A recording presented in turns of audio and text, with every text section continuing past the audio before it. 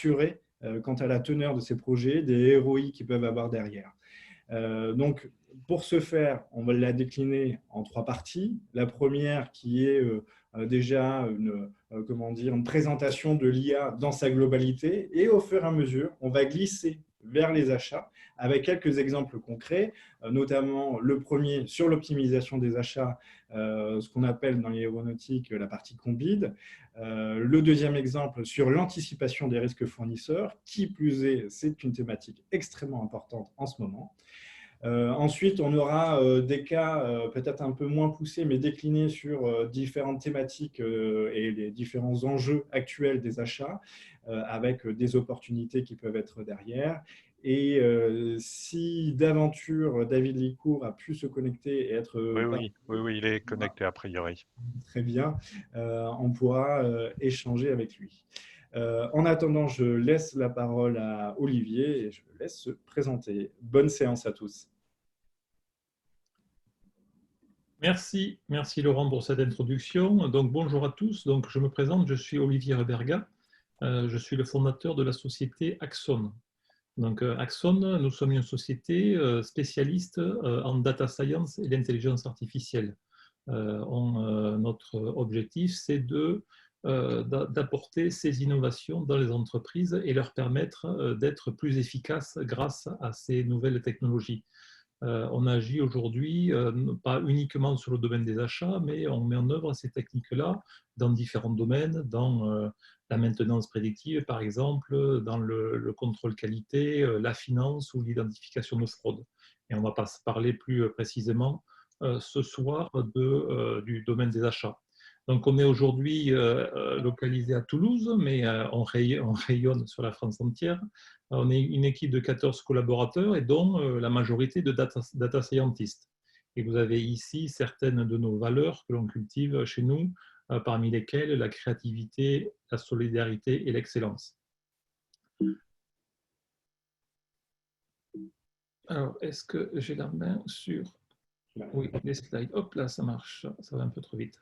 Donc, notre conviction chez Axon, qu'est-ce que c'est? Déjà, c'est qu'on considère que l'intelligence artificielle, c'est une révolution. Ça va être une évolution et c'est déjà une révolution.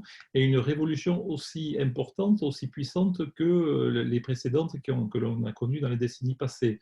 La mécanisation, l'arrivée de l'électricité, l'arrivée d'Internet dans le début des années 2000, ont été des révolutions très importantes et on est convaincu que l'intelligence artificielle, ça sera une révolution tout aussi importante. Attendez, j'ai le contrôle des slides. Et cette révolution va, on en a la conviction, transformer en profondeur vos entreprises. Et nos enjeux, en fait, chez nous, c'est de vous accompagner et de transformer, de vous transformer et faire en sorte que votre entreprise soit plus efficace grâce à ces nouvelles technologies.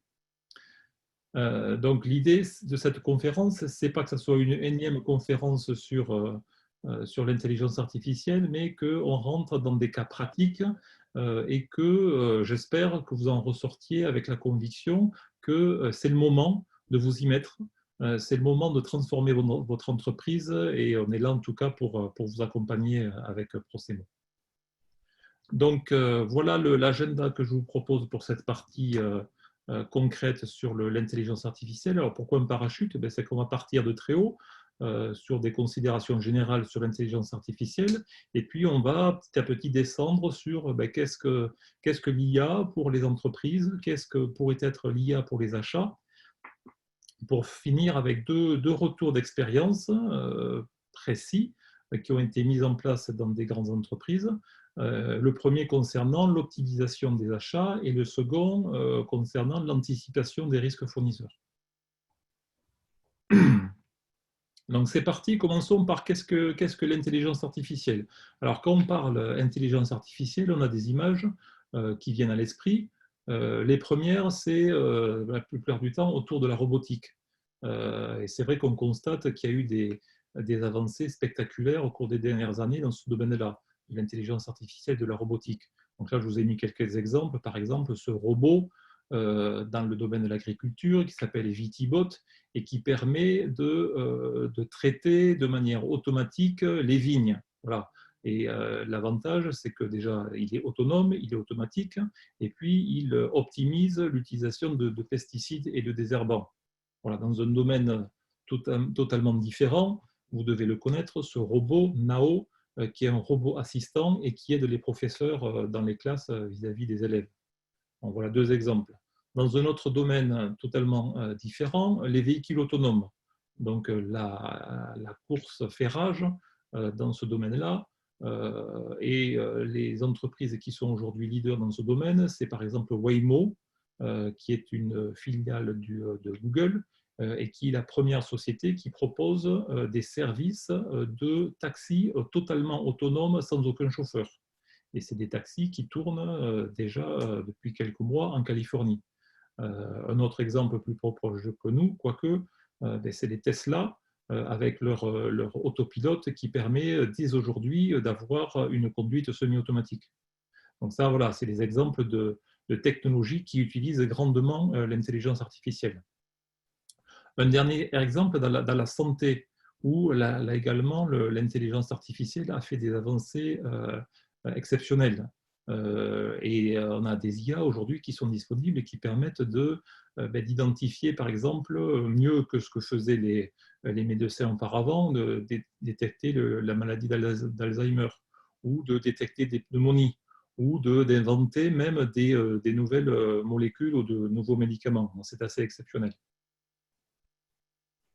Donc voilà quelques exemples et vous allez me dire, ok, c'est très bien, mais qu'est-ce que ça veut dire concrètement pour nos entreprises? Dans nos entreprises, qu'est-ce que l'intelligence artificielle pourrait y faire?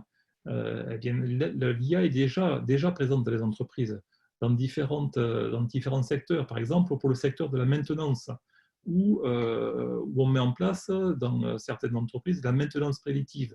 Le but de la maintenance prédictive, c'est vraiment d'optimiser la manière dont sont réalisées les opérations de maintenance, d'utiliser les données qui sont à disposition. Typiquement, ce sont des données de capteurs qui sont installés sur les systèmes à maintenir et qui permettent de réaliser la maintenance au bon moment, pas trop tôt, pas trop fréquemment et pas trop tard non plus, bien sûr, après une panne. Et ça permet de réduire de manière sensible les coûts de maintenance. Voilà un exemple dans l'entreprise de l'utilisation de l'IA. Un autre exemple, c'est pour le contrôle qualité, qui est utilisé également dans beaucoup d'entreprises, avec l'utilisation de vision par ordinateur pour réaliser des contrôles qualité de manière automatique et de manière plus performante. Et ça permet, vous vous en doutez, de gagner du temps et de gagner de l'argent. Dans un domaine totalement différent, l'IA peut aider dans le domaine des ressources humaines, avec un nombre impressionnant de cas d'utilisation, par exemple pour favoriser la mobilité des collaborateurs de l'entreprise et leur proposer des parcours de mobilité ou leur prochain job de manière personnalisée. Ça permet aussi de comprendre mieux l'accidentologie dans les entreprises, notamment dans des domaines industriels, et lancer des plans d'action en connaissance de cause. Ou encore, un dernier exemple, c'est d'adresser le problème de l'attrition, c'est-à-dire le départ des collaborateurs qui quittent votre entreprise. L'IA permet d'anticiper ces problèmes-là et pourquoi pas de retenir les personnes les plus talentueuses. Voilà quelques exemples. Et bien sûr, sur le domaine des achats qui nous intéresse ce soir, avec plusieurs axes de valeur rendus possibles par l'intelligence artificielle.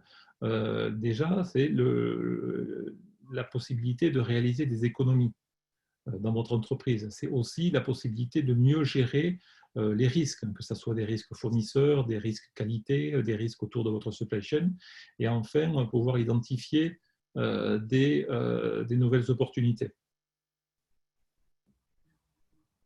Les deux retours d'expérience que je vous présenterai tout à l'heure concernent les deux premiers points, c'est-à-dire l'opportunité d'économie et la gestion des risques. Alors, avant de rentrer dans ces deux retours d'expérience, je vous propose de clarifier certains termes pour avoir la vision un peu plus claire. Commençons par le terme intelligence artificielle. Alors, c'est un terme assez ancien. On commençait à parler d'intelligence artificielle dans les années 50 et c'est vraiment un buzzword donc, qui recouvre tout un tas de réalités. En fait, l'intelligence artificielle, l'objectif général, c'est apprendre aux machines à raisonner comme des humains. Voilà, ce n'est pas forcément d'ailleurs basé sur la donnée, sur la data. C'est pour ça qu'on préfère utiliser le terme de data science, qui est vraiment lié à la donnée aux données qui sont disponibles dans vos entreprises. Et l'objectif de la data science, c'est extraire de l'information et extraire de la connaissance des données qui sont aujourd'hui stockées chez vous et pas suffisamment exploitées. Et ça c'est possible, ce genre d'exploitation est possible par tout un tas d'approches, la plupart du temps mathématiques, statistiques et algorithmiques. Et il y a un troisième terme aussi qui est utilisé un petit peu dans ce flou, c'est le terme big data. Le terme big data, en fait, ça ne concerne que la capacité de traiter des volumes importants de données. Et ce n'est pas forcément pour faire quelque chose de très compliqué. On peut parler d'exemple de big data, c'est par exemple calculer une température moyenne sur la base de toutes les stations météo de Météo France.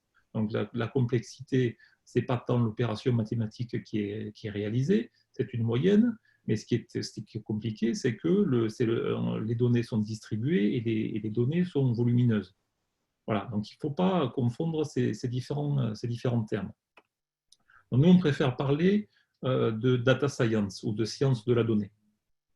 D'accord ?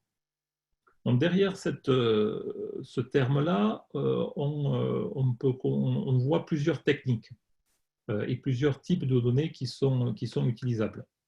La première technique, c'est en général la première chose que l'on commence à faire quand on travaille sur un projet de data science, c'est la data visualisation ou la visualisation de données. Là, vous avez un exemple de données type tabulaire. Ce n'est pas quelque chose qui est facilement compréhensible. La data visualisation permet de comprendre et de représenter les données de manière compréhensible. Et c'est un moyen très pratique pour échanger avec nos clients quand on commence à travailler sur un sujet. Donc là, vous avez par exemple une représentation, vous ne savez pas de quoi il s'agit, mais vous savez déjà qu'on a des différents types d'objets, certains qui sont de taille plus importante que d'autres. Voilà, ça permet de comprendre en un clin d'œil la donnée. Là, vous avez un autre exemple de représentation qui caractérise des flux ou des transferts entre différentes entités. Voilà. Donc ça, ce sont des techniques que l'on utilise très couramment pour bien comprendre la donnée et pour bien échanger avec nos clients. Une fois que les données sont bien comprises, eh bien, on peut mettre en place plusieurs types de technologies. La première, c'est justement quand on se retrouve avec des données de type tabulaire. Donc, ce sont des données, par exemple, qui sont issues de vos ERP, des données de capteurs ou des logs de systèmes. On se retrouve avec ce genre de données. Les techniques qui sont utilisées en data science pour traiter ce genre de données, c'est le machine learning. Donc, le machine learning, le principe, c'est d'exploiter les données historiques, les données passées, pour se projeter sur l'avenir et pour prédire des événements sur le futur. On verra un exemple avec ce retour d'expérience sur l'anticipation des risques de retard de livraison. Donc ça, c'est une première technique si les données que l'on a entre les mains, ce sont plutôt des données tabulaires. Mais ce n'est pas toujours le cas. On peut avoir aussi à traiter des données, des textes bruts, des textes non structurés. Alors, ça peut être beaucoup de choses. Ça peut être des contrats, ça peut être des avis clients sur Internet, ça peut être des questions de sondage ouvertes. Enfin, ça peut être beaucoup de choses. Et il faut savoir qu'on peut traiter des techniques très performantes en data science qui permettent de traiter ce genre de données. C'est le NLP, ou le Natural Language Processing. Ces techniques-là permettent d'extraire de l'information et de la valeur de ces types de données. Et pour donner un seul exemple de ce qu'on peut faire, par exemple, c'est identifier ce qu'on appelle les entités nommées. Là, sur un texte donné, vous pouvez, par exemple, identifier toutes les dates. Là, par exemple, vous avez en vert, vous voyez toutes les dates, 19e siècle, 1848. Vous pouvez aussi identifier des noms de personnes ou des noms de lieux. Voilà. Et du coup, exploiter ces données qui, jusqu'à présent, ne l'étaient pas. Le dernier type de données que l'on peut être amené à traiter, ce sont les images ou les vidéos. La technique que l'on utilise, c'est la computer vision et les capacités, les choses que l'on peut faire avec cette technique-là, c'est plusieurs choses. C'est soit classifier des images, exemple que l'on a souvent en tête, c'est un algorithme qui sait classifier une image d'un chien ou une image d'un chat, mais ça peut être des choses plus avancées, par exemple, détecter des objets sur des images. Un exemple d'application qui est assez d'actualité, vous avez un exemple ici, c'est l'identification de visage sur une photo ou sur une vidéo et l'identification également des personnes qui portent ou qui ne portent pas un masque. Et ça peut être aussi dans le domaine des achats, l'exploitation de photos de produits pour classifier, identifier la typologie de produits dont il s'agit. Dernière question qu'on se pose avant de rentrer dans ces retours d'expérience, c'est pourquoi ces techniques sont aujourd'hui si populaires et pourquoi est-ce qu'il est possible de les mettre en œuvre aujourd'hui. En fait, c'est qu'on assiste à un alignement des planètes assez exceptionnel. Plusieurs facteurs sont aujourd'hui disponibles. Le premier, c'est bien sûr la donnée. On a des volumes considérables de données qui sont créés tous les jours. Vous avez un facteur 10 000 entre les données qui étaient créées en 2012 et qui sont créées aujourd'hui en 2020. Donc, que ce soit nos vies personnelles ou nos vies professionnelles, nous créons de la donnée énormément. Et l'idée de ces approches data science, c'est d'utiliser ces données-là pour créer de la valeur. Le second critère qui fait que c'est possible aujourd'hui, c'est l'augmentation des performances informatiques. Avec la loi Moore, la croissance de ces performances est exponentielle et la data science est quand même une technique qui utilise beaucoup de puissance de calcul et cette puissance de calcul est aujourd'hui disponible. Et encore mieux, c'est disponible sur des plateformes cloud. Je vous ai mis quelques exemples là chez Google, Amazon ou chez Microsoft. Ces puissances de calcul sont mises à disposition et ces systèmes de stockage performants permettent aussi de stocker toutes vos données, même volumineuses, de manière très performante. Le troisième axe, qui est peut-être un peu plus surprenant, concerne l'open source. L'open source s'est largement développé ces dernières années et notamment sur ces sujets de data science. Il faut savoir que les librairies les plus performantes et les plus utilisées, en tout cas en data science, sont open source, donc sont libres d'utilisation.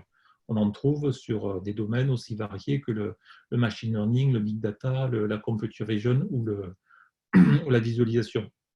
Donc, je vous ai mis ici quelques exemples de librairies qui sont très connues. Les connaisseurs reconnaîtront.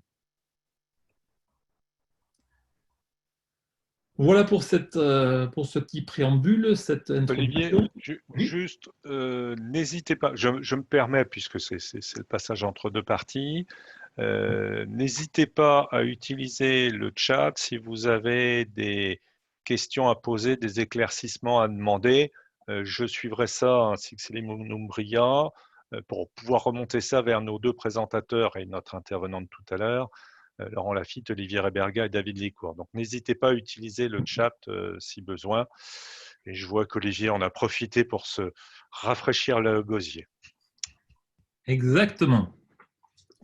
Donc voilà pour cette introduction. J'espère que vous avez pris des notes. Passons donc à ces deux retours d'expérience. Donc le premier concernant l'optimisation de l'achat des matières premières. Alors, quel était le contexte? Donc le contexte, c'est pour un industriel dans l'aéronautique et les pièces en jeu dans ce processus d'achat, ce sont des pièces métalliques au sens large. c'est-à-dire des pièces d'aluminium, de titane et de composite. Les types d'articles, c'est typiquement des plaques d'aluminium ou des matériaux, des profilés en titane qui sont après usinés dans les différentes usines. On a une dizaine de fournisseurs principaux qui fournissent ces différents articles.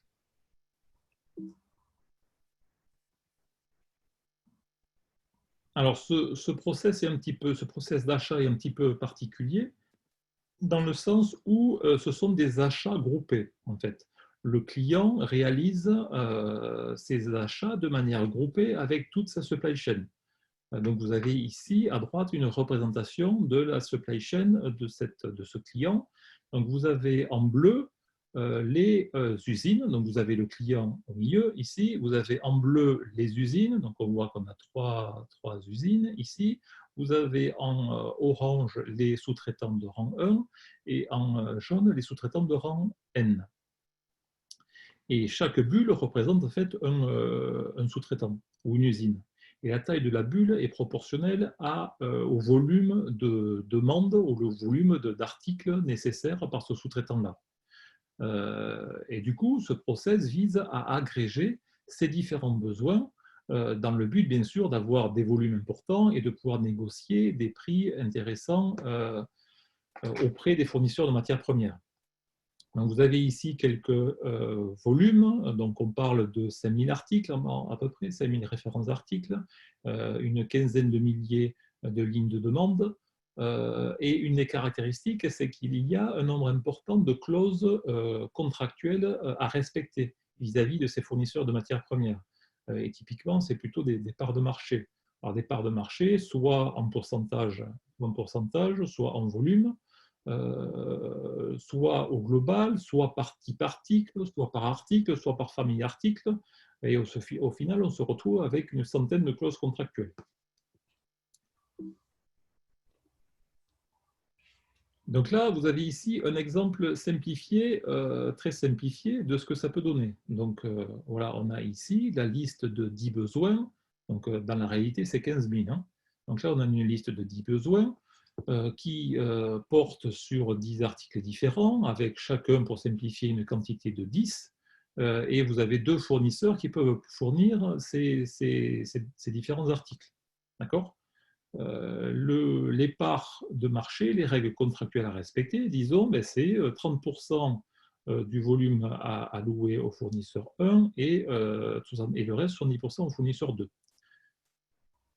Donc, ce qui était fait jusqu'alors, il s'agissait de ce process qu'on appelle allocation, c'est-à-dire l'acheteur devait préciser quel fournisseur allait fournir tel besoin pour tel prestataire. Cette allocation était faite jusqu'à présent manuellement. Donc, typiquement, l'acheteur décidait que les 3 premières lignes représentant 10, 3 fois 10, 30, étaient allouées au fournisseur 1 et le reste au fournisseur 2. Donc on avait bien un respect des parts de marché. Par contre, la question qu'on pouvait se poser, c'était est-ce que le prix total atteint était vraiment optimum, était le plus faible possible.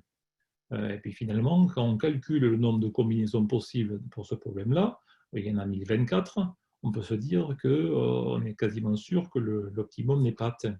Et si on prend un cas réel, avec 15 000 lignes de demande, le nombre de combinaisons possibles, pour info, c'est 10 puissance 80. Donc c'est autant que le nombre d'atomes dans l'univers.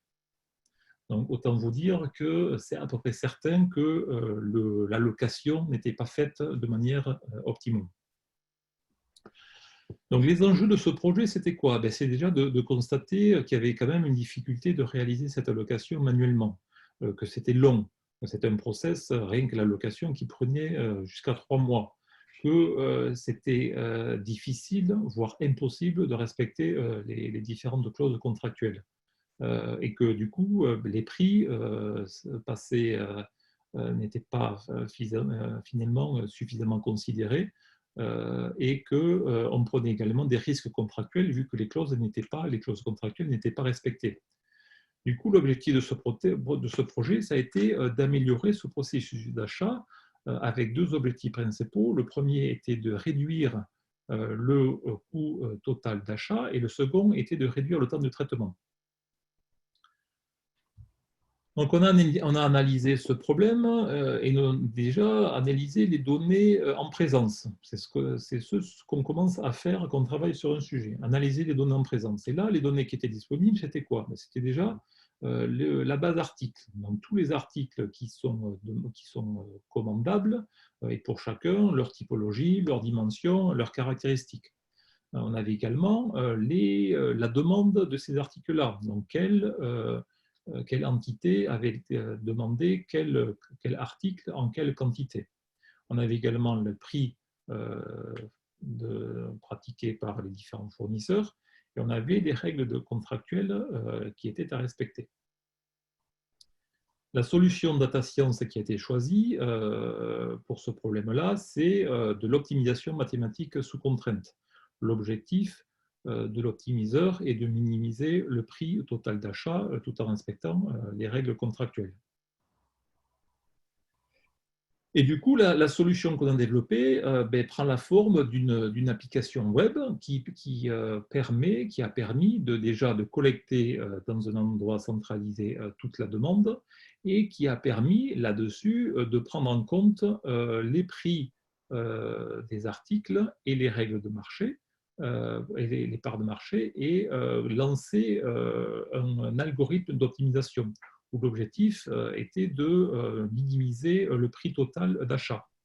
Et la résultante de ça était une demande qui était allouée de manière optimisée.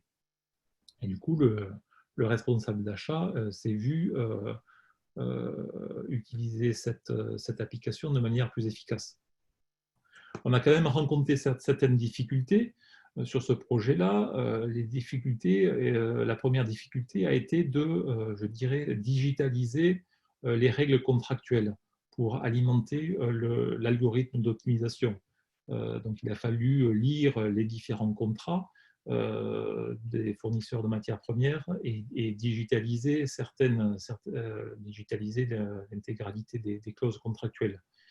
La deuxième difficulté, un peu plus surprenante, a été de consolider la base prix fournisseur et la stocker dans une base de données de manière structurée. Si on reprend les enjeux présentés précédemment, qu'est-ce qu'on a pu apporter comme solution? On a pu apporter une solution qui permet à cette allocation d'être réalisée par un algorithme d'optimisation et donc de manière optimisée et de manière beaucoup plus rapide que ce qui était fait précédemment. L'allocation était réalisée en quelques jours plutôt qu'en quelques mois. Les règles de part de marché ont été respectées. C'était l'output du modèle d'optimisation. Et le prix total d'achat minimisé. Et par là même, les clauses contractuelles, les risques contractuels étaient sensiblement diminués, voire annulés. Les gains qui ont été créés sur ce projet-là, ils sont de plusieurs ordres, des gains de productivité, des gains financiers et des risques réduits. Voilà un petit peu pour cette première expérience. Si pour conclure, on reprend notre exemple simplifié et si on le fait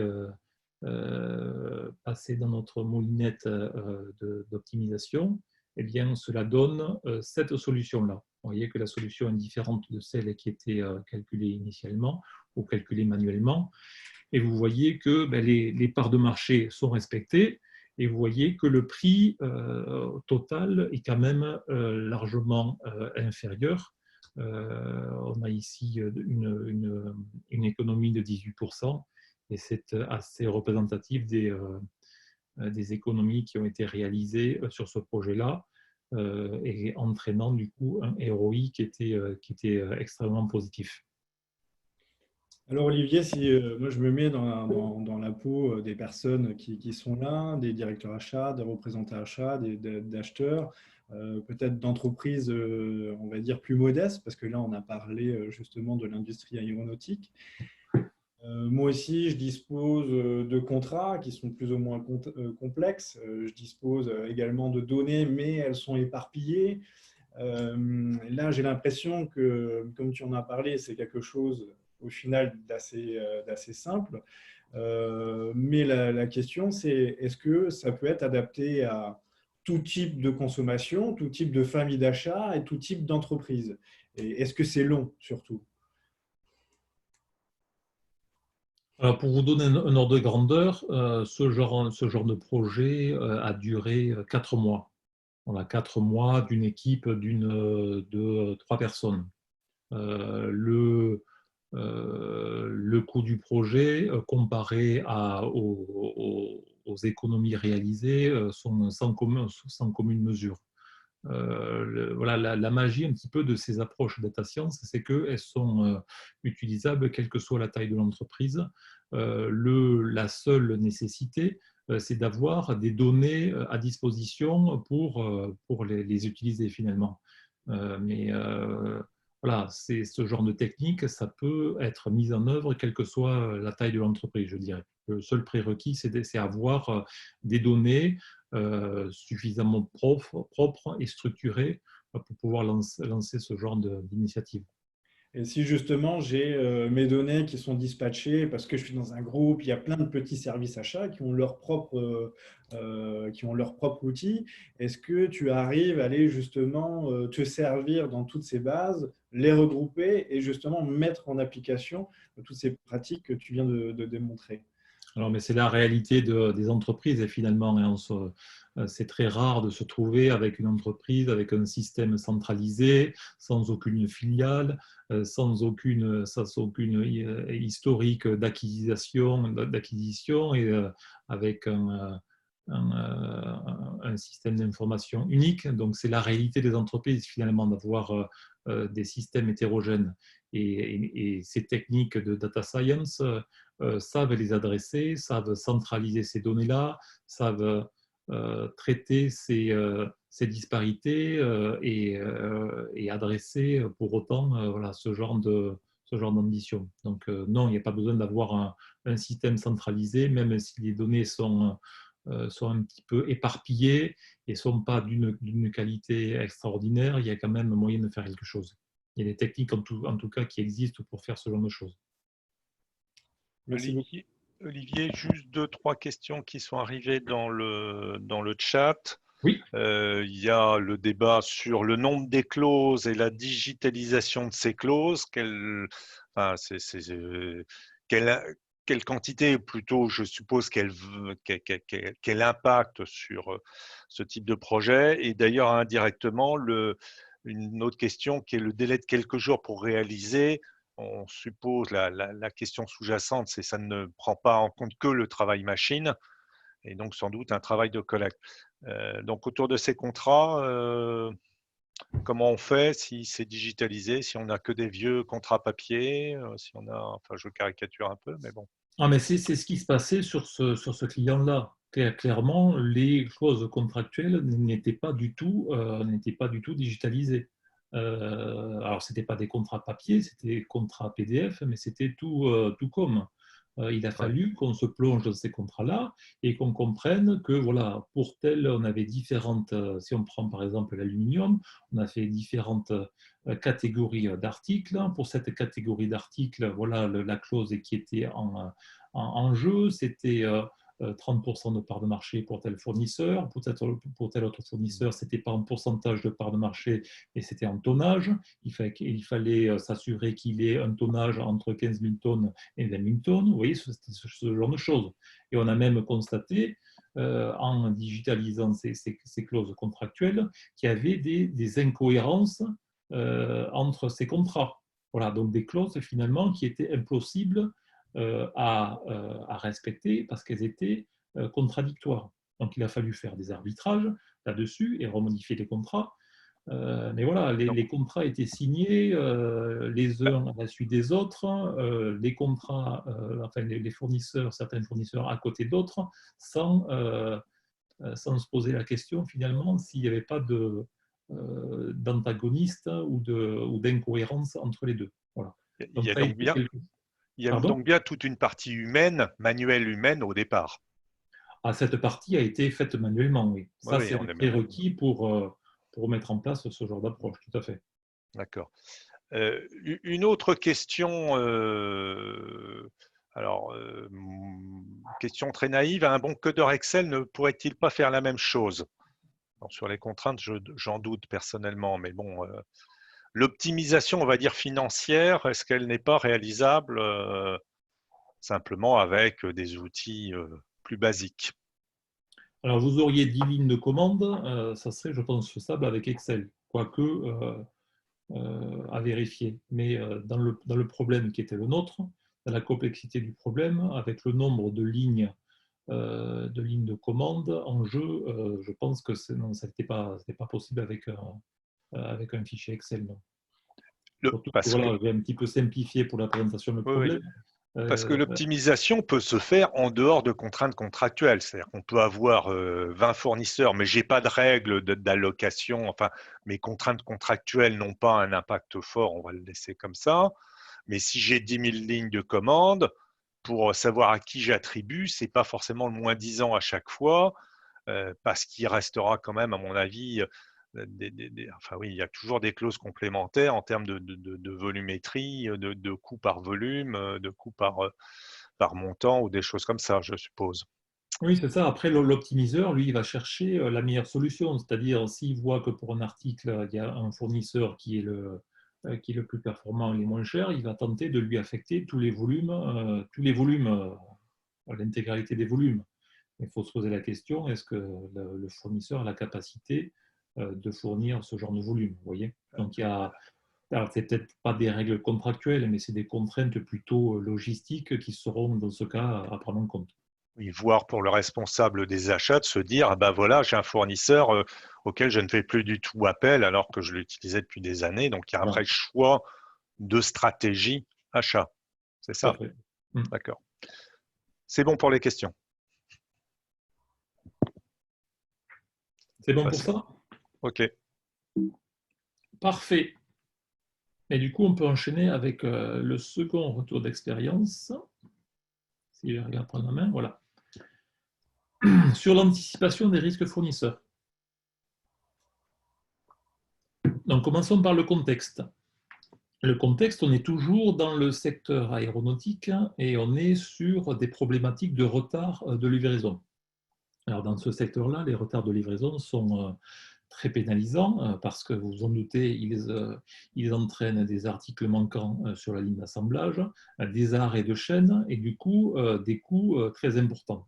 Donc, vraiment, les retards de livraison et les articles manquants, c'est la hantise des industriels. Vous avez ici certains volumes pour vous représenter un petit peu le problème. On parle de milliers de fournisseurs, de dizaines de milliers d'articles et de centaines de milliers de lignes de commande. Alors, comment étaient gérées ces problématiques de retard de livraison jusqu'à présent?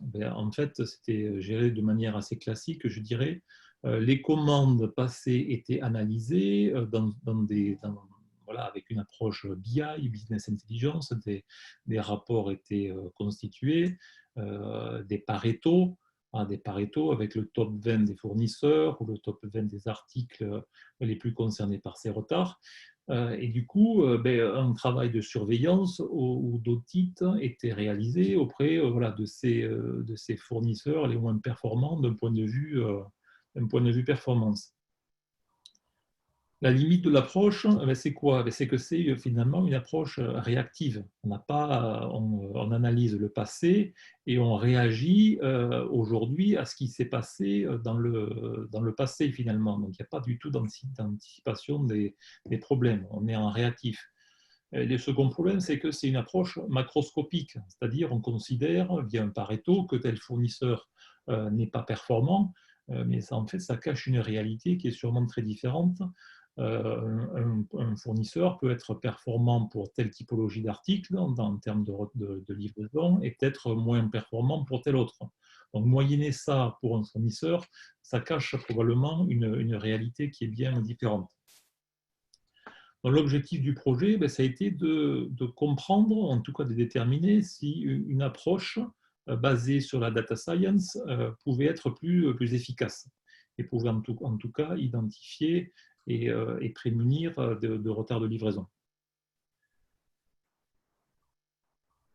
Du coup, ce qu'on a fait, comme d'habitude, on a analysé un petit peu les données qui étaient disponibles sur ce domaine. Typiquement, les données qui étaient à disposition étaient les données qui étaient stockées dans les différents systèmes ERP. Donc, on avait 3 ans d'historique sur les commandes d'achat. On avait l'intégralité de la base des fournisseurs, avec pour chaque fournisseur des mentions de localisation, donc qui permettaient de calculer des distances. On avait la base article avec toutes les typologies d'articles et également des données sur des livraisons avec les modes de livraison qui étaient réalisés par train, par air, par route et la manière dont les réceptions étaient réalisées également. La solution data science qui a été choisie, c'est le machine learning. Donc, exploiter, on va le voir, les données passées pour se projeter sur le futur. Et l'objectif, c'était de prédire si une commande d'achat avait un risque d'être livrée en retard ou pas. Voilà l'analyse qui a été faite. Et du coup, l'idée, ça a été de créer un modèle prédictif. Donc là, je vais essayer de vous expliquer un petit peu comment fonctionne un modèle prédictif.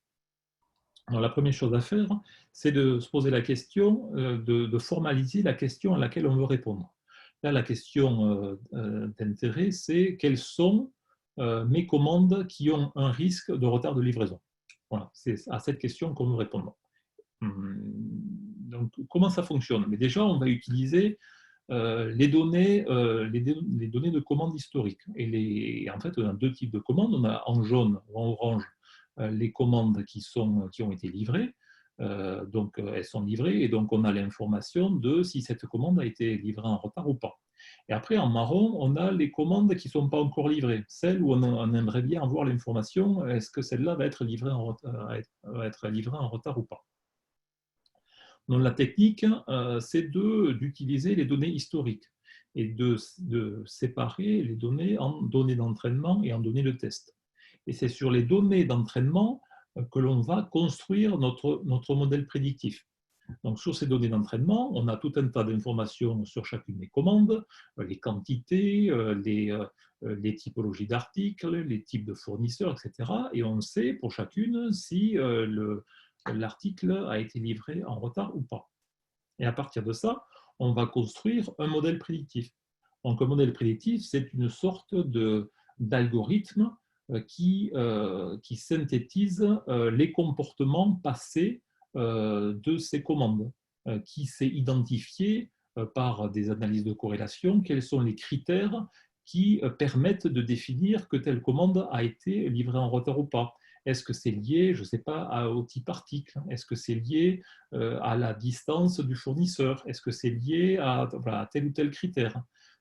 Ou est-ce que c'est lié à une combinaison de ces critères? Et si combinaison, laquelle? Et du coup, ce modèle prédictif, une fois créé, il faut tester sa performance. Et comment on teste sa performance? En fait, on utilise les données que l'on a, les données de test, et on fait une prédiction. Donc, on prédit le retard de la commande. Et du coup, on peut comparer pour chaque commande, comparer le retard réel, est-ce que la commande a été en retard ou pas, et ce qu'on a prédit. Pour la première ligne que vous avez ici, la commande n'était pas en retard et on l'a prédit pas en retard. Donc là, on est bon. Pour la seconde ligne, on se trompe. La commande était livrée en retard et on l'a prédit à l'heure. Et ça permet de calculer la performance du modèle prédictif, de savoir s'il se trompe à 1% des cas ou à 20% des cas. Et du coup, l'objectif, c'est d'itérer pour atteindre un niveau de performance suffisant et pour atteindre un modèle prédictif, une version du modèle prédictif final. D'accord ? Et la dernière étape est bien sûr d'utiliser ce modèle prédictif, de l'utiliser sur les commandes pour lesquelles, qui sont encore en cours et pour lesquelles on n'a pas encore l'information. Et c'est ce qui est fait ici. Donc on utilise ce modèle prédictif Et on sait dire, sur les commandes qui ne sont pas encore livrées, ben, lesquelles vont avoir un risque de retard et lesquelles sont plutôt sécurisées. Et l'idée, c'est vraiment ça, c'est que les acheteurs aient cette information-là et travaillent avec ce genre de nouvelles informations. Et du coup, en anticipation, on ne travaille plus sur les données du passé, on travaille sur les données, sur les commandes qui sont à livrer dans le futur. Du coup, le nouveau process qui a été mis en place suite à ce projet vise à, pour chaque acheteur, responsable de chaque acheteur a son portfolio de commandes, et pour chaque portfolio, l'idée c'est d'exécuter ce modèle prédictif, et alors c'est chaque semaine ou chaque mois, et de déterminer si on a un risque. Et du coup de calculer les commandes qui ont le plus de risques de retard de livraison, de risque calculé. Alors ce risque, en fait, il prend la forme d'un pourcentage. Là, vous voyez qu'on a identifié 4 commandes. La première a un risque de 99% d'être livrée en retard. Et l'idée, c'est vraiment ça, c'est d'envoyer ce genre d'informations aux responsables d'achat et qu'ils puissent se concentrer sur les commandes qui ont le risque le plus important d'être en retard. Voilà. La valeur du coût créée par cette approche, il y a plusieurs points. Il y a déjà cette anticipation. On n'est plus en réactif sur le passé, mais on est en anticipation et on essaie de jouer sur des processus qui sont encore en cours et non clôturés. Le second avantage, c'est qu'on est beaucoup plus précis sur ces analyses. On ne fait plus des paretos au niveau d'un fournisseur de manière globale, mais on a des actions, on peut lancer des plans d'action sur des commandes données d'un fournisseur. Donc on est beaucoup plus précis. Cette approche a fait ses preuves et a permis du coup de réduire de manière significative les retards de livraison qui ont été constatés, qui étaient jusqu'alors constatés dans cette entreprise. Donc voilà un petit peu pour ce second retour d'expérience. Je trouve aussi intéressant, si je peux me permettre, lorsque j'étais ordering officer responsable d'un service à pro, j'utilisais justement cette technologie et on va dire chez ce même client notamment et d'autres, parce que ça me permettait justement de dire bon, on a une récurrence de retard sur ce type d'activité, mais c'est pas je ne suis pas là en tant que constat. J'ai besoin également d'avoir les causes racines, de faire ces analyses. Est-ce que c'est un problème qui est dû de ma faute? Parce que j'envoie toujours les commandes en retard. Ça, c'est, on va dire, une majorité des cas. Est-ce que c'est aussi un problème sur le marché? Est-ce que j'ai un problème avec les matières premières, ce qui impacte forcément mon fournisseur? Est-ce que mon fournisseur a peut-être des problèmes financiers et du coup, il y a des problèmes de transport, etc. C'est par effet de chaîne. Et donc, je suis obligé d'aller chercher un fournisseur de rang 2 ou élargir en tout cas mon panel. Ça me permettait justement de répondre à toutes ces questions. Donc, il y avait une partie opérationnelle et ça me permettait surtout, et pourtant j'étais sur une partie achat indirect, on se dit qu'on ne peut pas bloquer une chaîne de montage, figurez-vous que si. Pour peu qu'on n'ait pas les pièces avec les embouts diamantés, vous faites le calcul d'une chaîne de montage qui est bloquée sur une journée et le coût de ce type d'opération, même si on ne va pas dire qu'on nettoie absolument tous les risques de retard, en tout cas, vous les maîtrisez beaucoup mieux. Vous respectez en tout cas un certain nombre d'enchaînements sur vos chaînes logiques achats et vous avez en tout cas des pare-feux un peu partout. Et c'est ça qui est intéressant. Donc, vous voyez d'un côté les problématiques, blocage, chaîne de production et le coût de ce type d'activité, et surtout les cycles courts de mise en place, on en a parlé tout à l'heure. C'est intéressant de s'y pencher. Et ça, ce n'est pas des problématiques de grosses structures ou de petites structures, on peut le décliner vraiment sur un ensemble de choses. Et vous voyez qu'il y a juste besoin de données et une interface très simplifiée de l'autre côté. Et on peut le donner et au responsable achat pour le pilotage de son panel et de sa stratégie famille, et au niveau des appros et des ordering pour justement maîtriser l'approvisionnement du quotidien. Du coup, je crois qu'on embraye sur ma partie. Donc, l'idée, maintenant, c'est, on a vu un certain nombre de théories, on a vu 2 cas pratiques du secteur de l'aéronautique notamment. Maintenant, je vais essayer de vous faire part, en tout cas, d'autres choses, d'autres domaines sur lesquels on a pu décliner toutes ces technologies. Tout à l'heure, je vous parlais de la genèse de pourquoi on avait organisé cet événement avec le CNA. Lors des derniers mois, avec cette crise sanitaire, beaucoup de directeurs achats, beaucoup d'acheteurs nous ont fait les mêmes remontées, peu importe les secteurs. J'ai des problématiques, notamment à la sécurisation de mon flux d'approvisionnement. Bon, ça veut dire que je vais agir notamment sur la partie sourcing. Je vais agir sur mes partenaires. En tout cas, je vais essayer de les fidéliser. J'ai des problèmes avec mon cash. Et aussi, surtout, il y a une crise économique qui est là. Il va falloir que je crée des facteurs différenciants. Comment je vais faire pour créer mes facteurs différenciants? Je vais justement choisir des partenaires qui sont innovants, des partenaires qui sont certainement aussi éco-responsables. C'est des valeurs que je veux mettre en évidence. Sous couvert du volet social, il y a aussi un volet économique qui est à mettre en perspective. Ces facteurs différenciants feront justement que je vais avoir quelque chose en plus à apporter sur le marché, en plus des valeurs. Et ça, qui va les chercher? Ça va être les achats. Le dernier point, c'est agir sur la digitalisation. La digitalisation, pourquoi? Parce qu'on a des services achats qui ont tendance à se réduire. Il y a des PSE, il y a des réductions de voilure, et du coup, on a toujours autant d'activités à réaliser, peut-être avec moins de personnes.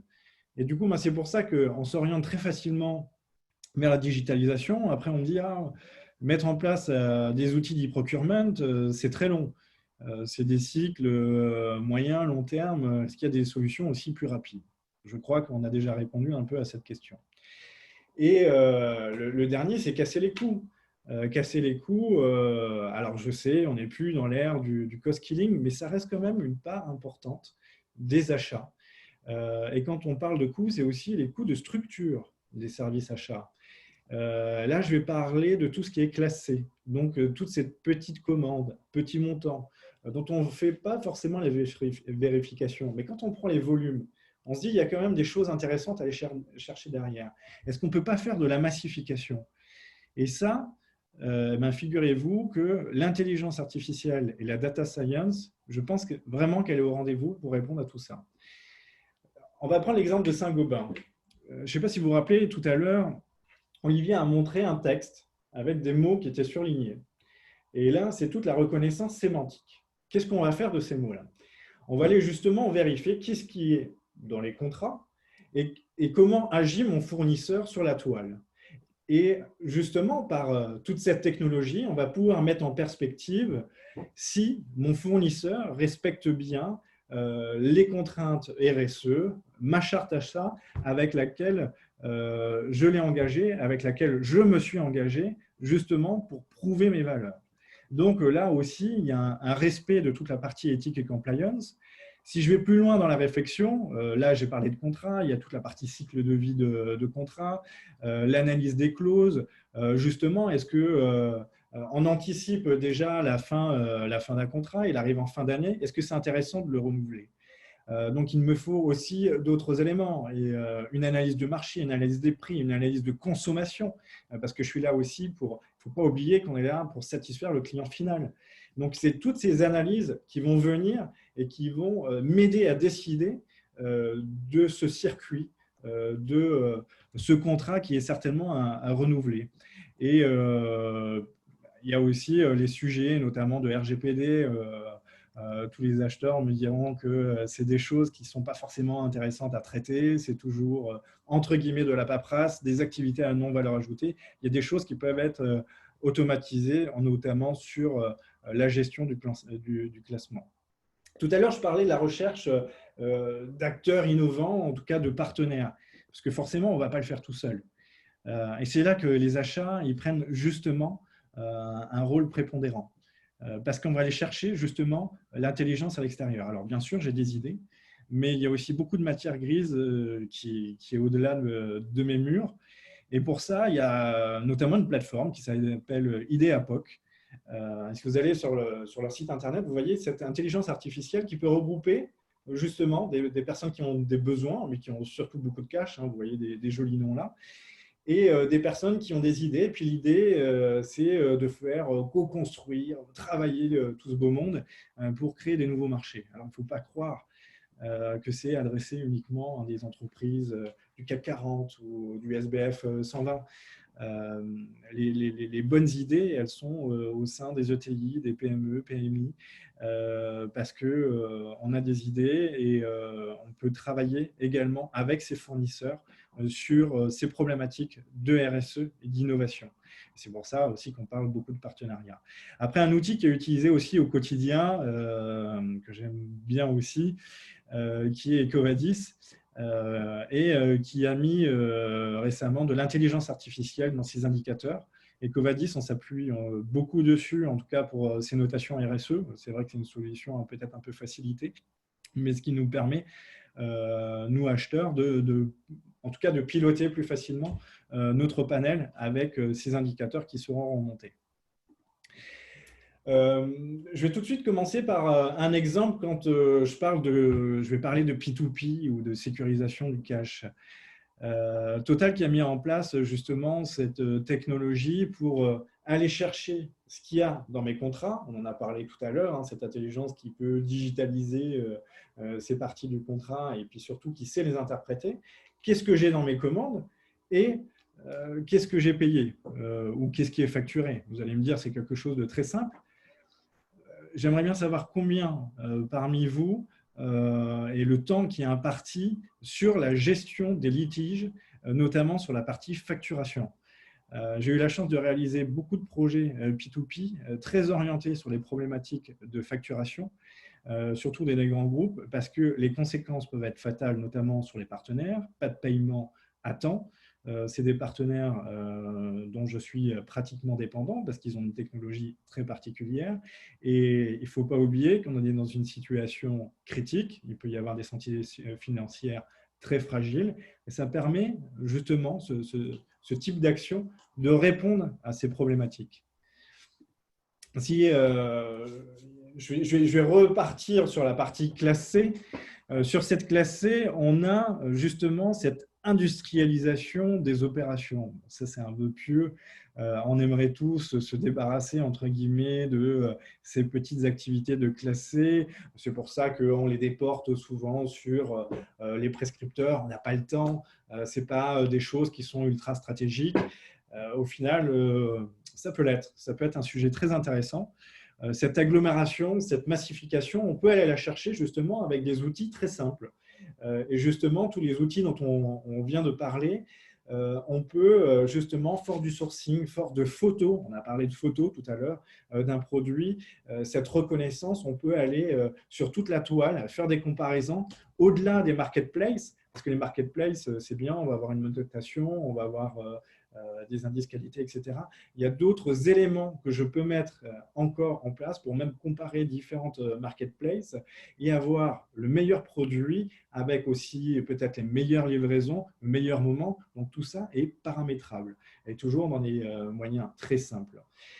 Et quand on parle de sourcing, forcément, on parle de fournisseurs.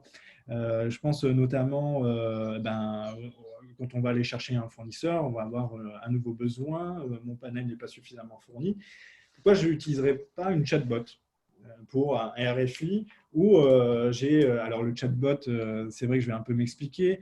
Je pense que vous êtes tous connectés sur des assistances où il y a cette petite madame ou ce petit bonhomme qui est en train de vous poser des questions et au final, il y a des réponses automatiques qui sont faites. Et ben, c'est exactement le cas là. Là, pour les RFI, on peut poser des questions au fur et à mesure sur la partie RSE, sur les parties financières, etc. Et à la fin du déroulé, à la fin de cet algorithme, on sait si le fournisseur est justement bon pour la suite des événements, ou alors je le remercie et puis on le verra pour un prochain appel de l'offre. Donc ça, c'est déjà une assistance très simple à mettre en place et EDF l'a pas mal utilisé, notamment sur la gestion de ses fournisseurs et sur la partie gestion des litiges. Donc on a quand même un gros volume de gestion des litiges qui est totalement automatisé et du coup, je me concentre uniquement sur des litiges de grande importance. Et là, mes activités, en tout cas mes équipes, peuvent intervenir sur des activités à plus forte valeur ajoutée.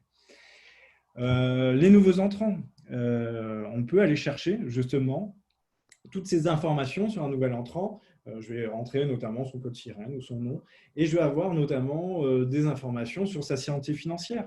Est-ce qu'il est bon ou pas pour entrer dans mon panel? Aller chercher un ensemble d'indices, de RSE, etc. Tout ce qu'on aura défini dans sa stratégie, ce qui me permettra justement de valider plus facilement un fournisseur A plutôt qu'un fournisseur B. Et dans la même problématique, on peut lancer des campagnes d'évaluation fournisseurs quelques fois dans l'année pour vraiment valider et limiter le risque par rapport à eux. Et tout à l'heure, je parlais également de sécurisation des flux. Alors c'est bien, on a des panels qui ne sont pas trop gros, parce que sinon ça demande trop d'énergie pour évaluer son fournisseur, etc. Donc l'idée, c'est vraiment de se dire, OK, je garde mon panel avec quelques fournisseurs, ça reste des partenaires. J'aime bien utiliser le mot partenaire pour les fournisseurs, parce qu'on fait des choses ensemble, on innove ensemble, on avance ensemble, mais mon fournisseur peut avoir un problème. Donc, pour sécuriser tout ça, toute cette machinerie peut également aller chercher, si j'ai un problème avec mon fournisseur là, aller chercher sur la toile des autres propositions de fournisseurs très rapides. Il n'y a pas si longtemps, il y a 6 mois en arrière, on avait quand même de gros problèmes de livraison. Ce n'est pas uniquement sur les masques, hein, c'est un peu décliné sur beaucoup de produits. Et justement, ça nous permet d'aller chercher facilement et rapidement, surtout, des plans B. Donc, de nouveau, une partie sécurisation. Et bien sûr, je finirai sur la gestion documentaire, hein, le cycle de vie documentaire, pour aller réclamer le CABIS à mon fournisseur parce que j'ai un nouvel appel d'offres, etc. Donc, ça, c'est quand même des activités à très faible valeur ajoutée qu'on peut robotiser très simplement. Donc, 2 exemples qui sont très marquants, notamment sur Carrefour et Engie, où là, on va prendre un certain nombre d'éléments. Comment ça se passe au niveau de la consommation, consommateur, finaux, la consommation d'énergie, la consommation de produits, quel est mon niveau de stock et quelles sont également les tendances de marché. Et on mélange un peu tout ça et ça va faciliter en tout cas les approvisionnements et ça va faciliter justement les arbitrages et les propositions qui sont faites au niveau des acheteurs. Laurent, oui, il est 19h10. Il faut plus, si on veut avoir des questions avec David.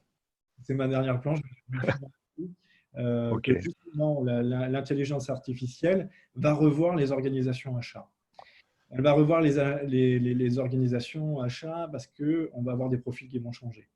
On va avoir peut-être moins et certainement moins d'activités à non-valeur ajoutée, mais on aura surtout plus d'activités stratégiques. Donc, on aura aussi des personnes qui seront plus formées, on aura plus d'acheteurs stratégiques, on aura plus d'acheteurs projets, on va travailler sur l'innovation. Et c'est justement dans cette nouvelle ère que les achats vont vraiment avoir ce rôle stratégique. On va s'appuyer justement sur des outils de prédiction de marché, d'analyse de coûts, etc., ce qui va vraiment nous faciliter la tâche en tant qu'acheteur. Et il ne faut pas oublier le dernier élément, qui est quand même nos nouvelles générations. Nos nouvelles générations ont toujours besoin d'avoir un sens dans leurs activités, dans ce qu'ils font. Alors, pour leur donner du sens… Les vieilles aussi. Pardon ? Les vieilles générations aussi, mais bon, pardon. Les nouvelles, on va dire. Merci pour elles. Et justement, on va donner ce sens en réduisant les activités à non-valeur ajoutée et puis on va donner plus de sens à leur quotidien. La partie la plus importante, on vous a donné des éléments, on vous a donné des exemples. Si je me mets à votre place, je me dis, bon, comment je fais pour trouver des idées? Comment je fais pour le mettre en place? C'est bien tout ça. Je vais y réfléchir quelques mois et comment je vais faire pour avancer. Olivier ? Alors là, vous avez eu plusieurs cas d'utilisation possibles à mettre en œuvre sur le domaine achat, mais la question que vous posez sûrement, c'est OK, certains sont peut-être pertinents pour moi, mais peut-être pas forcément.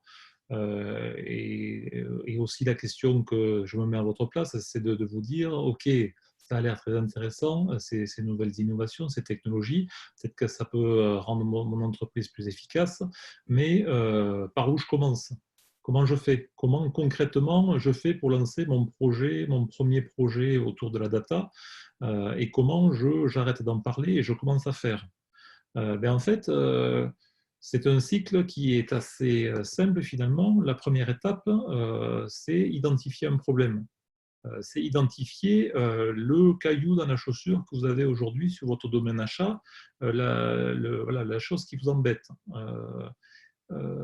Que ça soit sur la gestion des fournisseurs, sur la gestion contractuelle, peu importe. Mais la première étape, c'est toujours soit identifier le problème qui vous embête, soit identifier une idée que vous avez de mise en œuvre. Une fois que vous avez ce point-là, le problème ou l'idée c'est de trouver, ou en tout cas d'identifier des données présentes dans votre système d'information qui permettent de décrire ce problème-là. Voilà, ça c'est vraiment le critère indispensable, avoir de la donnée pour décrire le problème que vous voulez adresser. D'accord? Si vous avez le problème et les données pour y répondre, c'est déjà bien parti. Et ce que l'on fait généralement, c'est on lance une phase de POC, de Proof of Concept, où l'idée, c'est vraiment d'adresser le problème concrètement, de faire une réalisation, de développer sur un périmètre simplifié une solution data science et surtout répondre à la question, est-ce que la donnée que j'ai collectée permet de solutionner mon problème, oui ou non? Et l'idée, c'est vraiment de ne pas passer des mois et des mois, pas de se lancer dans un projet complexe et hypothétiquement avoir une réponse à ça. L'idée, c'est vraiment d'avoir des cycles courts, de travailler en mode agile et d'avoir des réponses ultra rapidement. Voilà. Et ce qui permet d'ailleurs de réduire le coût, les coûts derrière. Donc, typiquement, une phase de preuve de concept, ça dure quelques semaines, voire quelques mois. D'accord? Et pour info, alors ça dépend des régions, c'est le cas en tout cas en Occitanie et en région Aquitaine, c'est sûrement valable dans la majorité des régions, mais des aides existent pour vous aider les PME et les moyennes entreprises pour lancer ce genre d'initiative chez elles. D'accord? Et voilà, une fois qu'on a lancé cette POC, il faut bien avoir à l'esprit que quand même l'objectif, c'est de mesurer la valeur de l'approche. Pas lancer ça pour se faire plaisir, mais identifier si de la valeur est créée sur ce problème-là grâce à une approche data science, ou en tout cas basée sur la data. Et là, deux solutions, soit de la valeur est trouvée, alors il sera temps de déployer la solution et de la faire utiliser par tous les utilisateurs cibles, soit malheureusement la valeur n'est pas au rendez-vous, auquel cas il faudra vite arrêter de travailler sur ce sujet-là et travailler, alors soit identifier notre problème ou travailler sur une autre idée. Mais c'est vraiment l'idée de l'agilité et du fail fast, c'est-à-dire si quelque chose ne marche pas, il faut l'arrêter rapidement et passer à autre chose, pas dépenser de l'argent sur des concepts ou des idées qui ne fonctionnent pas. Donc, si on parle d'identification de problèmes, c'est là que notre partenariat prend du sens et en tant qu'expert du domaine, on va arriver dans les structures, hein, peu importe que ce soit grande, moyenne ou petite, on va avoir toujours le même type d'approche.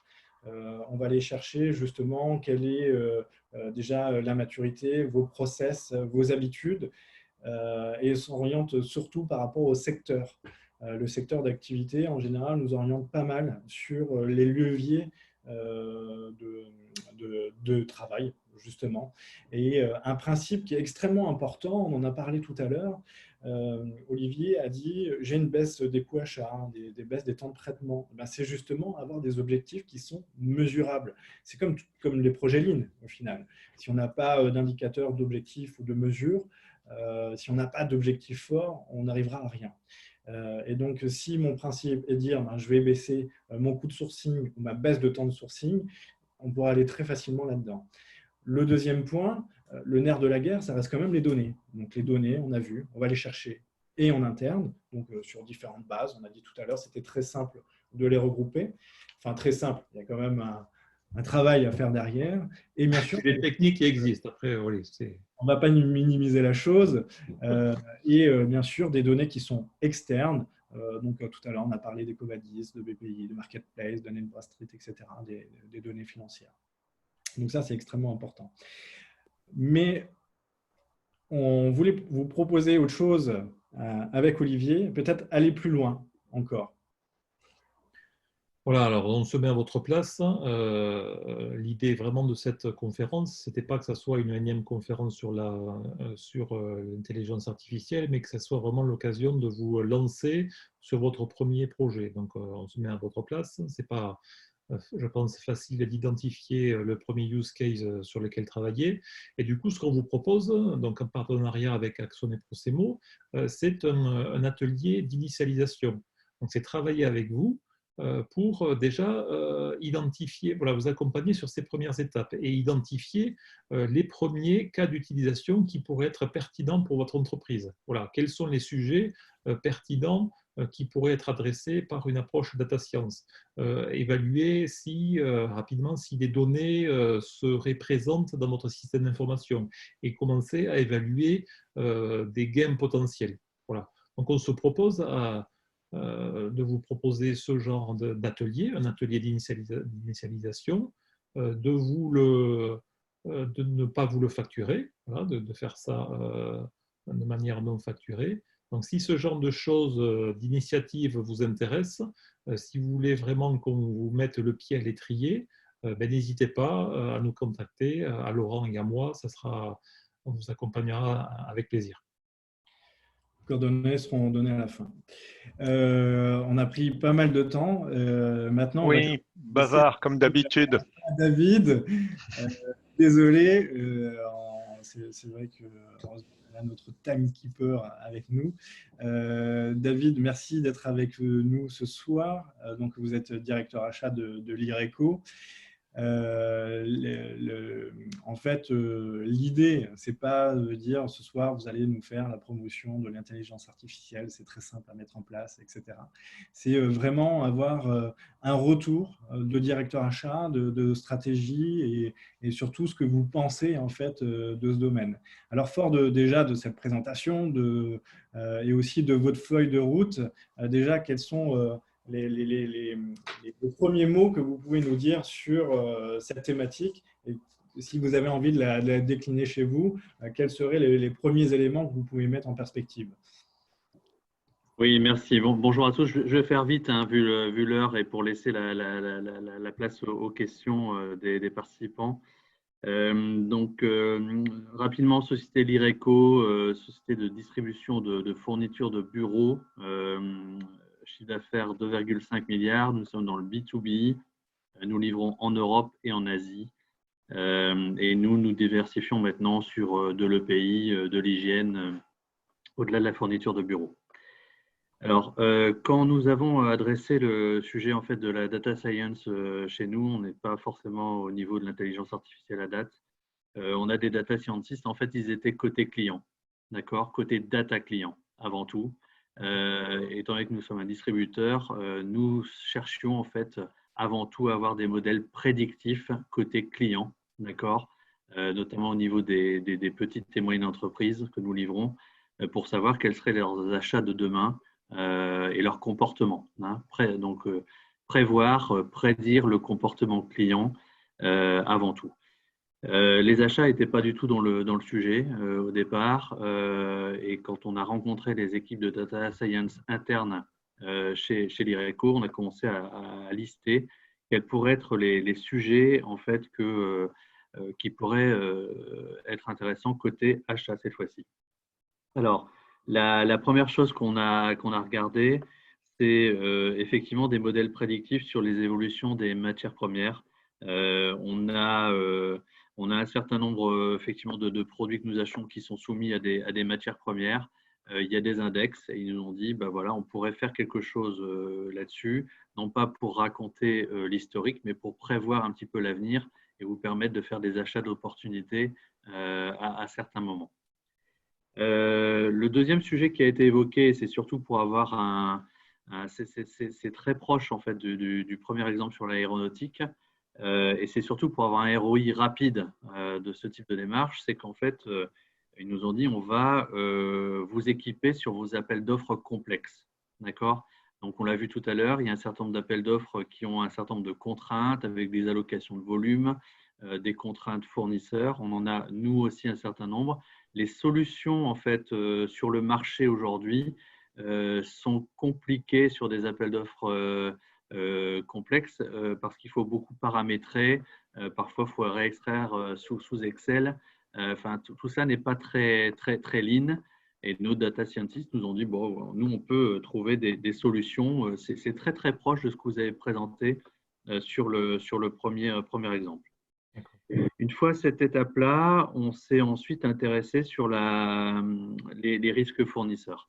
Le sourcing, donc on a parlé tout à l'heure de la qualification d'un certain nombre de fournisseurs, notamment d'un point de vue social et environnemental, avec les applications comme EcoVadis, les solutions comme EcoVadis.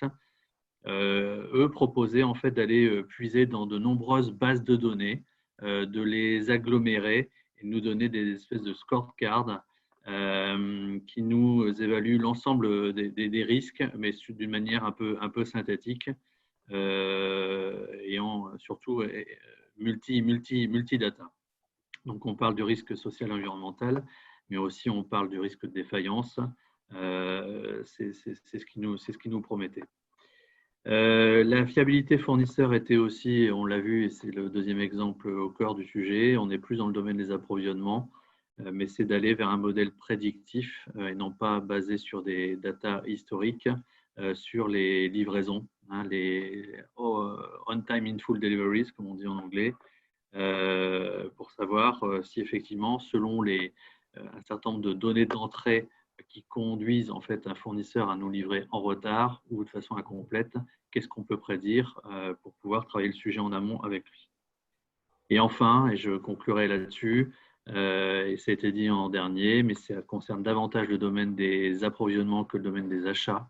Il s'agit de la robotisation d'un certain nombre d'opérations à non-valeur ajoutée, à moindre valeur ajoutée dans le domaine des approvisionnements qui étaient identifiés comme étant une possibilité de travail. Voilà, donc voilà en gros la feuille de route que nous avions. On n'a pas été beaucoup plus loin, hein, on s'est juste, je dirais, arrêté à une liste comme celle-là de possibilités de travail. Donc chez nous, le travail commence à peine. C'est déjà de très...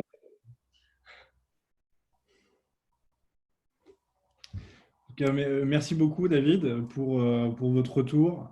Je pense que c'est peut-être rassurant aussi de se dire que d'autres se sont lancés sur des activités aussi qui sont, je ne vais pas qualifier de simples, mais de faisables, parce que ce n'est pas des projets, j'imagine, qui ont été faits sur plusieurs années.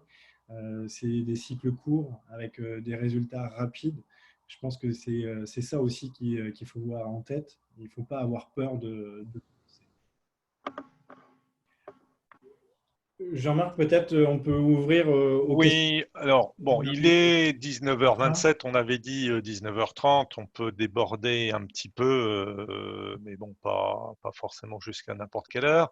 Ce que je suggère, c'est qu'il y ait 3-4 questions dans les personnes qui sont là. Questions, commentaires, évocations, c'est pas forcément que des questions, c'est votre vision de ce que doit être ces données et quel résultat on peut attendre, quelle est votre vision de directeur achat, responsable achat, quelle est votre vision du bénéfice de cette technologie qui apparaît, là, qui a bien été mise en avant au début de la présentation, et de se dire oui, il faut qu'on y aille, ou bon, c'est pas encore mûr. Enfin bon, voilà, faites vos remarques, on pourra prendre 3-4 personnes, voilà, que le premier qui a envie se lance, ou pas de souci. C'est toujours la première la plus dure.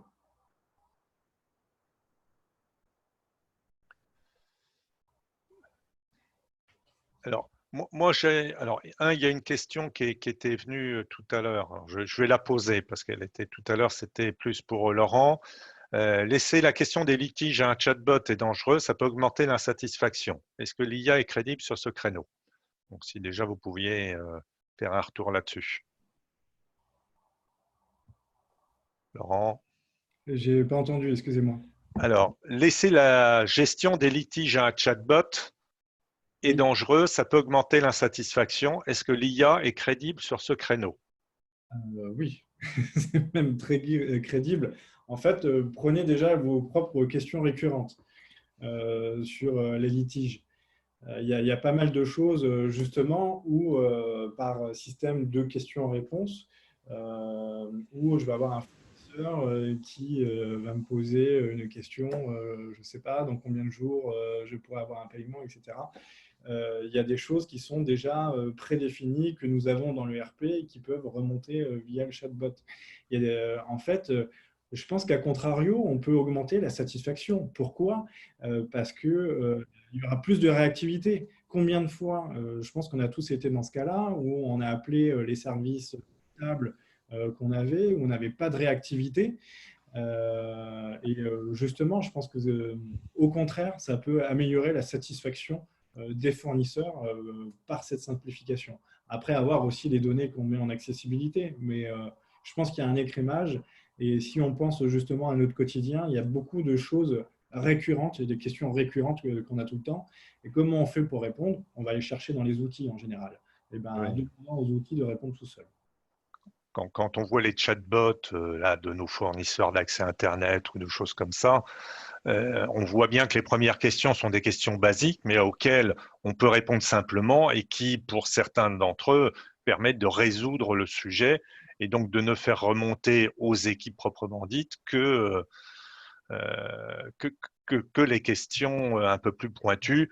L'une des difficultés, alors là, c'est mon côté utilisateur qui intervient, c'est que les réponses qui ont déjà été amenées, enfin, si on passe un interlocuteur, on va dire humain derrière, il faut que les réponses qui ont déjà été amenées, l'interlocuteur il puisse avoir accès aux réponses qui ont déjà été données. Ça, c'est un point de vue d'utilisateur lambda, parce que c'est très frustrant d'avoir répondu à un chatbot 5 réponses et que le gars qui vous prend au téléphone après vous repose les mêmes questions. Mais c'était un intermède.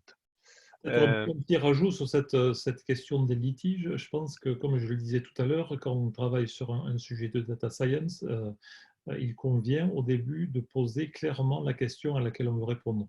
Là, la gestion des litiges, c'est assez vague. Qu'est-ce que l'on entend par là? Est-ce qu'on veut, par exemple, comprendre mieux les litiges qui ont été constatés dans une entreprise? Auquel cas, oui, il y a des solutions data science. Alors, ce n'est pas du chatbot qui va aider sur ce domaine-là, c'est plus du traitement du langage. Mais oui, il y a des choses à faire là-dessus pour comprendre les litiges, savoir dans quel cas ils se sont passés. Donc là, il y a des choses à faire, oui. Après, ça peut être également de l'anticipation des litiges, de voir, d'utiliser la data pour anticiper ce genre de problématique. Voilà. Donc, juste pour la petite remarque, pour dire que voilà, sur ces sujets data science, c'est bien de poser clairement le sujet et de formaliser la question à laquelle on veut vraiment répondre. Ok. Une question qui vient d'apparaître aussi, nombre de problématiques. Alors moi, j'ai du mal à comprendre la question. Nombre de problématiques se retrouvent de manière assez générique. Ces solutions ont-elles vocation à être absorbées dans des systèmes de type ERP enrichi? Je ne suis pas sûr de tout saisir, mais bon. Laurent, Alors oui, c'est Olivier. sûr qu'il y a certains use cases qui se retrouvent un petit peu dans différentes entreprises. Et là, typiquement, on a parlé de l'optimisation des achats, ça en est une, de la surveillance des fournisseurs, ça en est une autre. Donc oui, potentiellement, il y a deux types de use cases. Il y a des use cases qui sont assez transverses et qui pourraient intéresser n'importe quel type d'entreprise, et des use cases qui sont, pour le coup, hyper spécialisés et hyper personnalisés. Nous, d'expérience, ce qu'on constate, c'est que la réussite d'un cas d'utilisation est vraiment en fonction de la donnée qui est disponible dans les entreprises. Typiquement, une anticipation de risque fournisseur, ça peut marcher dans une entreprise parce qu'ils ont une donnée qui s'y prête et pas marcher dans une autre. Donc c'est pour ça qu'on recommande cette approche POC, Proof of Concept, pour avoir une réponse très rapidement et pas s'enliser dans ce genre de problème. Donc pour répondre plus précisément à votre question sur les ERP, du coup, je pense que la réussite de ces use cases étant fortement liée à la data, à la donnée et à la qualité des données, je pense que je ne pense pas que les éditeurs de RP proposeront de manière puissante des solutions prédéfinies, des use cases prédéfinis dans leurs ERP pour répondre à ces problématiques-là, parce que le résultat n'est pas forcément au rendez-vous. Voilà. Ce n'est pas comme une application web qui peut trouver son utilisation à 100%. Là, ça dépend de la donnée qui est présente chez vous. Voilà. Moi, j'avais une question complémentaire pour David Licourt. Vous avez évoqué toute une série de sujets que vous avez fait en quelque sorte la première étape de ce que décrivaient Olivier et Laurent, en disant c'est vraiment la partie identification de problèmes. Donc, il y a un certain nombre de sujets. Comment est-ce que vous pensez passer à l'étape suivante? Parce que vous n'allez pas traiter tous les sujets en parallèle, je pense. Excusez-moi d'avoir anticipé. Oui, c'est très simple, hein, sous l'angle du ROI. C'est pour ça qu'on va commencer, je pense, par l'outil autour des appels d'offres complexes. Parce que ces appels d'offres sont des énormes enjeux financiers. L'outil qui nous permettra effectivement d'allouer les bons volumes aux bons fournisseurs avec l'ensemble des contraintes internes et externes que nous avons nous permettra de gagner beaucoup, et ça nous permettra d'aller plus loin ensuite dans les autres étapes. D'accord. D'accord. Il y a encore une fois une question, enfin, puisque je vais me faire le porte-parole des gens qui mettent les questions par écrit. Donc pour Laurent et Olivier, enfin plutôt Olivier, puisque c'est lui qui a porté les règles, sur les exemples qui ont été donnés aujourd'hui, comment est-ce que les acheteurs ont vécu cette gestion du changement, ce changement pour eux, cette gestion du changement, voilà. Alors c'est vrai que ces nouvelles techniques amènent une gestion du changement importante dans les entreprises. Et il faut vraiment se battre contre l'idée que l'intelligence artificielle, ça va remplacer les acheteurs. C'est vraiment pas ça. Il faut voir l'intelligence artificielle comme un outil. Je compare d'habitude l'intelligence artificielle à un marteau. On est quand même plus efficace pour planter un clou à utiliser un marteau que le taper avec la main. C'est exactement pareil avec l'intelligence artificielle. Il faut considérer que c'est un outil supplémentaire qu'utiliseront les acheteurs. Il ne faut pas monter les acheteurs contre l'intelligence artificielle. Voilà, c'est un outil supplémentaire. Et pour répondre à votre question oui, sur le retour d'expérience, alors c'est sûr que ces nouveautés amènent des réactions un petit peu curieuses. Et par exemple, sur le retour d'expérience sur l'anticipation des risques fournisseurs, on se retrouvait avec des acheteurs. On a mis ces outils d'anticipation entre les mains, et du coup, pour certains, ne se sentaient pas à l'aise pour contacter les fournisseurs et leur dire écoutez, on a des systèmes innovants ici dans notre entreprise, on a identifié qu'il y avait potentiellement des risques sur tel ou tel article ou telle commande, il faut qu'on en discute ensemble. Voilà. Ils n'étaient pas à l'aise pour contacter les fournisseurs avec directement ce genre d'argument. Et pour parler de l'autre retour d'expérience sur l'optimisation des achats, on s'est trouvé aussi avec des cas un petit peu ubuesques où certains acheteurs allaient à l'encontre des recommandations d'allocation optimisée qui étaient réalisées. Leur argument, c'était de dire moi j'ai l'habitude de travailler pour ce genre de demande avec tel fournisseur, ça se passe très bien. Ça fait des années que ça se passe bien comme ça. Je n'ai pas envie de changer de fournisseur, je n'ai pas envie de me tracasser. Donc, je n'accepte pas ou je refuse de l'allocation optimisée. Donc, voilà. Donc, il y a tout un tas de travail à réaliser avec les acheteurs pour les embarquer dans ce genre d'initiative et pas leur laisser penser que l'IA est contre eux. Encore une fois, c'est un outil supplémentaire. Ok. Y a-t-il d'autres questions là pour nos deux intervenants, enfin les trois intervenants aussi, David Licourt, le cas échéant. Y a-t-il d'autres questions? Non, 1, 2, 3. De toute façon, enfin, je suppose qu'il y a 2, 3 autres slides.